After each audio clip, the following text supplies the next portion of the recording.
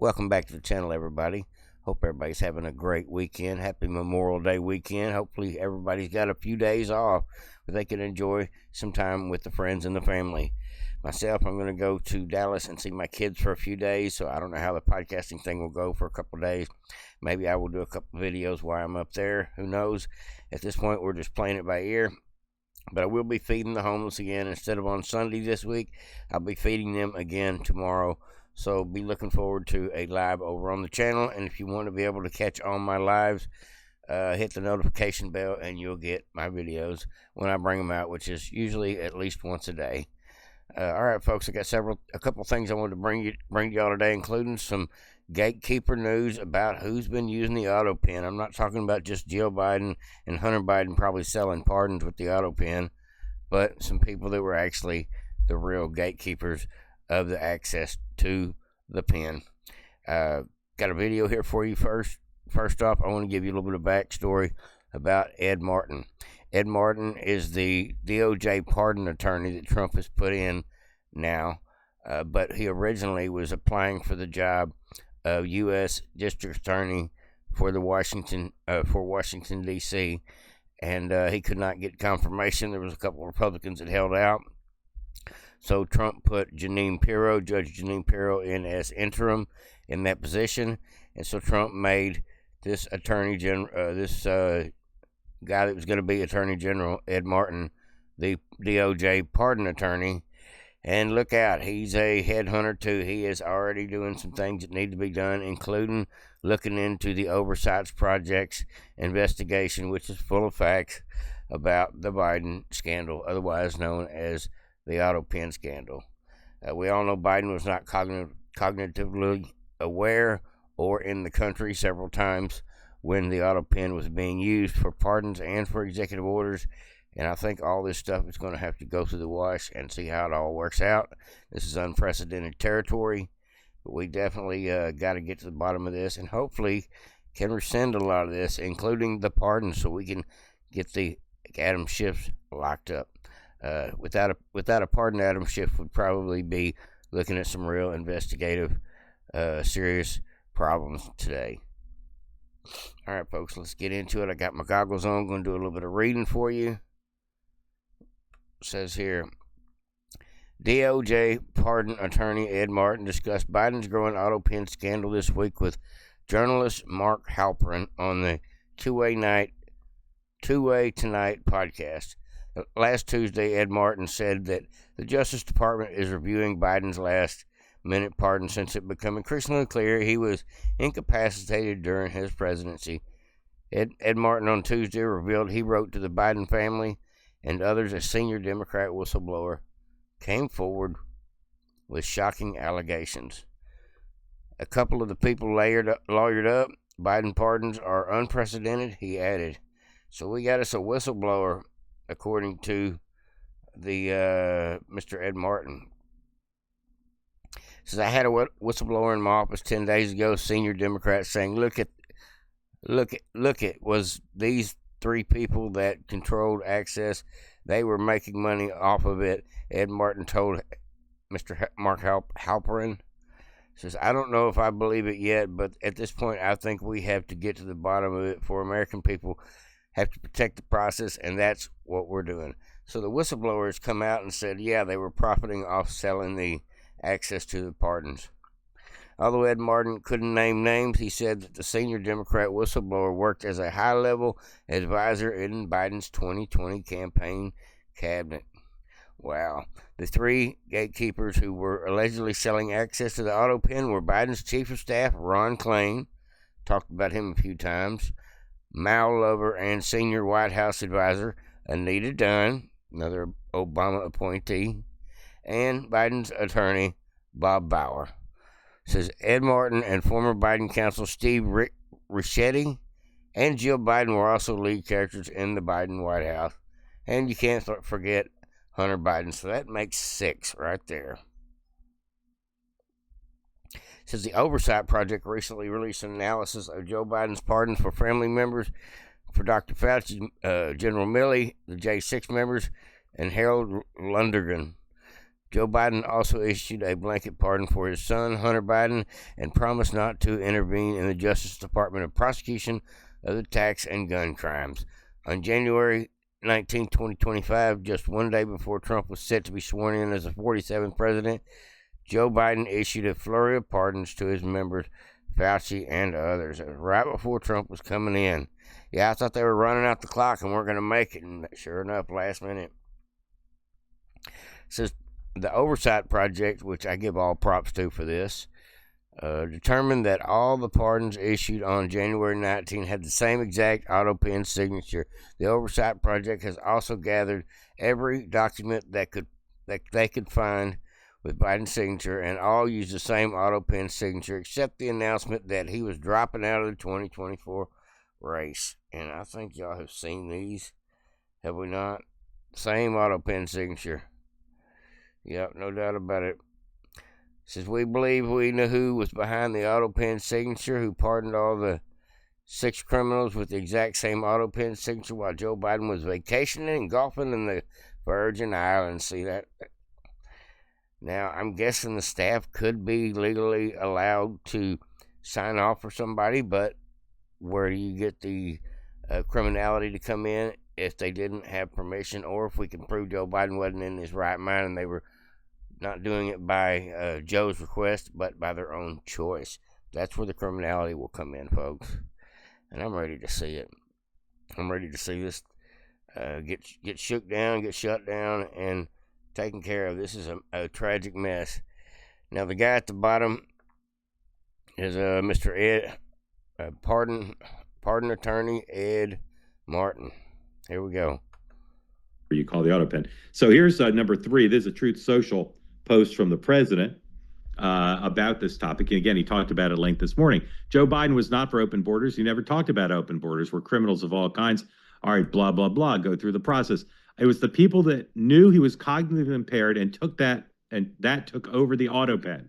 They stole the president of the United States and put us in great danger. This is treason at the highest level. So, Ed, where did this start, this notion that the auto pen was improperly used, and what evidence have you seen for the president's accusation? Well, I'll make a little news for you, Mark, here. I was in the office as U.S. Attorney for about 5 days when I wrote to a number of senior Biden officials in the White House saying, what did you know about Joe Biden's competence and the pardons? And I got some responses. And so I've been looking at this for a while. Again, I think that the question is more about competence. If you have someone who's not competent, they can't enter into a contract, right? And if you do enter into a contract, you've committed fraud. The question is whether you use a tool to trick people into entering into a fraud. So the Biden pardons are unprecedented. The ones right before Christmas that he did, people forget this.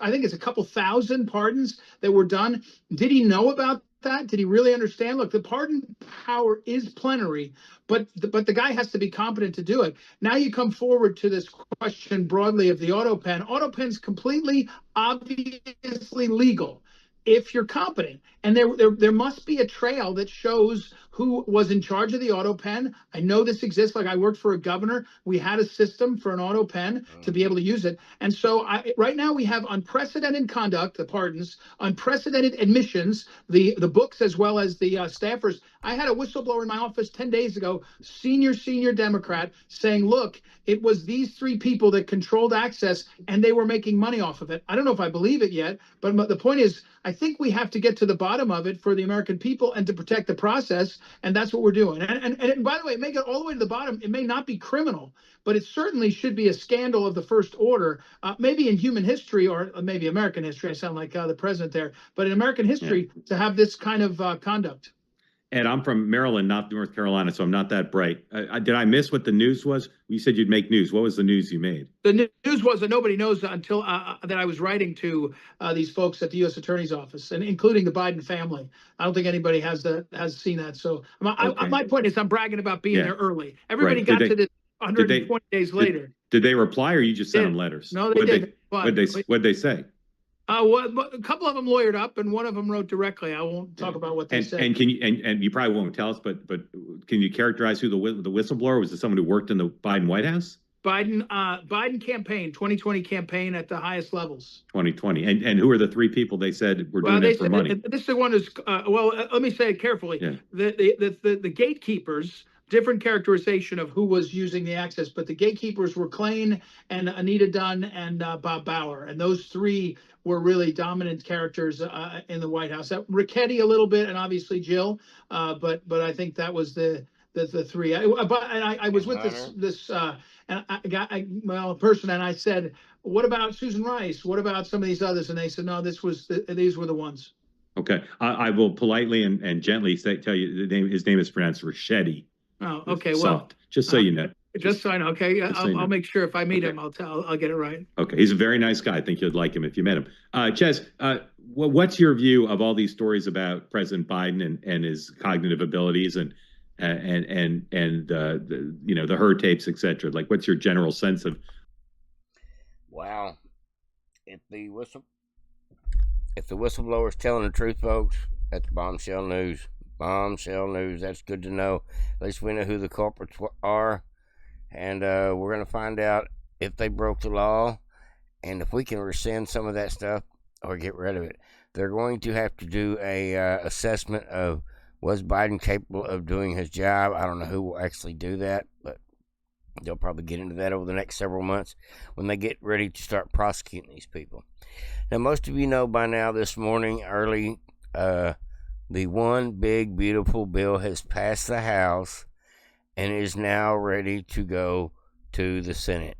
And if you don't know how many votes it takes in the Senate to do that, I googled it on Grok just to show everybody how easy it is to use the search engine on X. Really works great. I actually used Grok about 3 or 4 times today, and I'm starting to get a little more used to it. It's pretty in depth as far as its answers on certain things. So, at any rate, just trying to show y'all folks, AI is not necessarily your friend, but it is a useful tool. Now, Trump says on Truth Social today, with the one big beautiful that is now passed in our House of Representatives, it is arguably the most significant piece of legislation that will ever be signed in the history of our country. The bill includes massive tax cuts, no tax on tips, no tax on overtime, no tax on deductions when you purchase an American-made vehicle, along with strong border security measures, pay raises for our ICE Border Patrol agents, funding for the Golden Dome, Trump saving account for newborns, much more. Great job to Mike Johnson, the Speaker, and his leadership. Thank you to every Republican who voted yes for the historical bill. Now it is time for our friends of the United States Senate to get to work and send this bill to my desk as soon as possible, ASAP. There is no time to waste. The Democrats have lost control of themselves, and they are aimlessly wandering around showing no confidence, grit, and determination. They have forgotten their landslide loss in the presidential election and are warped in the past, hoping someday to revive open borders to the world's criminals to be able to pour into our country, men to be able to play in women's sports, and transgenders for everybody. Wow. They don't realize that these things are so many more like them will never again happen. Not in America, folks. We are tired of that crap. That's why Trump won. That's one of the many reasons Trump won. People got sick of the Democrats' BS. Even the Democrats. All right, folks. I used Grok earlier today to ask it several questions, like I said. One of the questions I asked was, now that the one big beautiful bill has passed 215 to 214 majority in the House, it now goes over to the Senate. And my first thought was, does it take 60 votes or does it take 51 votes? So I went ahead and asked Grok for us. It says, how many votes to pass the one big beautiful bill in the Senate? It says the One Big Beautiful Bill Act, as referred to on the post on X, is described as a budget reconciliation bill. For such bills, the U.S. Senate requires a simple majority of 51 votes to pass, bypassing the 60-vote filibuster threshold typically needed for most legislation. With Republicans holding a 53-seat In the Senate majority, as many as of May 2025, the bill could pass without full support, which could pass with full support, assuming no more than 2 Senate Republicans vote against it. And in the case of 50-50 tie, J.D. Vance would come in and be the tie-breaking vote. However, internal GOP disagreements over issues like deficit and specific provisions could complicate passage, as noted in some ex post. What they're saying is a couple of these senators are going to hold out until they get what they want in order to vote yes on the bill. It's going to pass. I have no doubt in my mind. Trump's one big beautiful bill will be the most consequential piece of legislation, like he said, we've ever seen. He's getting money for the Iron Dome. He's getting tax cuts in there that he had already set forth, that he is getting to basically fix them before they reuse them before they expire, which will help save us money in the long run. And so many more things. Got money for deportations, to hire more people, to get more people out of the country. There's a lot of good stuff in there. It's not a pork-filled package, folks. There is some pork in there, I'm sure, but what I seen was things we need to take care of the country, infrastructure-wise.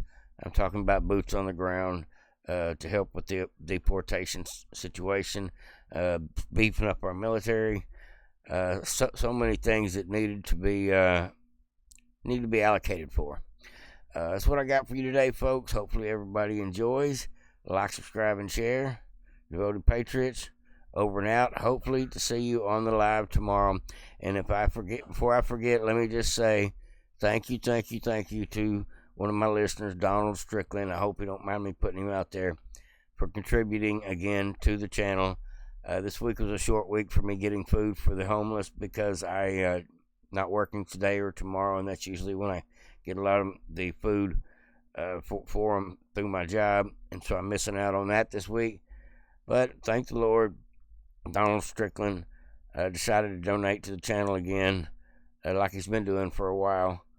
And I just want to say, muchly appreciated, sir, to anybody that helps contribute to this cause of taking care of the homeless. It always seems to work itself out. So tomorrow I'll be going to the grocery store, doing a little shopping, buying some fruits and things to hopefully give these people some proper nutrition, along with what I've already got to work with.